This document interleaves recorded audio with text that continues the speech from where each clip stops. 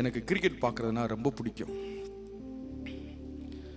என்னுடைய மனைவிக்கு கிரிக்கெட் பார்க்குறது பிடிக்காது. நான் கிரிக்கெட் பார்த்தா வீட்டில் அநேக சண்டைகள் வரும்.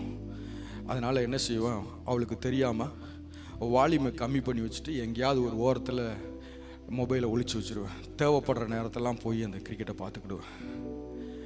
ஒரு நாள் எனக்கு ஒரு வீடியோவும் ஷார்ட் வீடியோவும் அனுப்பிச்சி வச்சாங்க. ஐபிஎல் பார்க்குற விசுவாசியே என்று சொல்லி ஒரு தலைப்பு போடப்பட்டிருக்கிற ஒரு ஷார்ட் வீடியோவும் அனுப்பிச்சி வச்சாங்க. அதை அனுப்பின உடனே நான் அந்த அந்த அந்த வீடியோவை பார்க்கறதற்கு முன்பதாகவே ஸ்க்ரோல் பண்ணி வெளியே தள்ளிட்டேன். எனக்கு தெரியும் அது என்கிட்ட தான் பேசுது அப்படின்னு. அந்த வீடியோ என்கிட்ட தான் பேச போகுதுன்னு எனக்கு தெரியும்.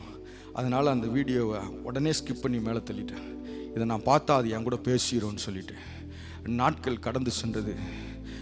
பெங்களூர் பட்டணத்திலே ரிவைவல் என்று சொல்லி ஒரு சபையில் நடந்து கொண்டிருந்தது.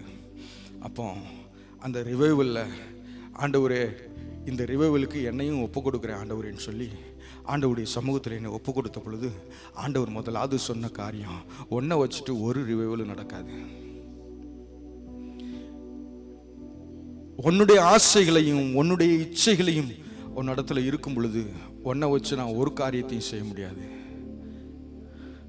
ஆண்டவர் கடத்துல போய் சமர்ப்பணம் பண்ணேன். ஆண்டவரே, இந்த இறைவலுக்கு என்னிடத்துல தடையாயிருக்கிற இந்த ஆசையும் இச்சையும் நான் சிலுவையில் இன்னைக்கு அறைய ஒப்பு கொடுக்குறேன். இனிமே இந்த ஐபிஎல்லோ கிரிக்கெட்டோ நான் பார்க்கறது கிடையாது. இது நிமித்தமாக உங்களுடைய நாமம் தூஷிக்கப்படுமானால் இந்த காரியத்தை நான் சிலுவையில் நான் அரைஞ்சிறேன்னு சொல்லி ஆண்டவரேன்னு சொல்லி ஒப்பு கொடுத்தேன். அன்றையிலிருந்து இன்று வரைக்கும் இந்த ஐபிஎல், இந்த கிரிக்கெட் நியூஸை பார்க்கறதுக்கு கூட வெறுப்பை ஆண்டவர் எனக்கு தந்தார்.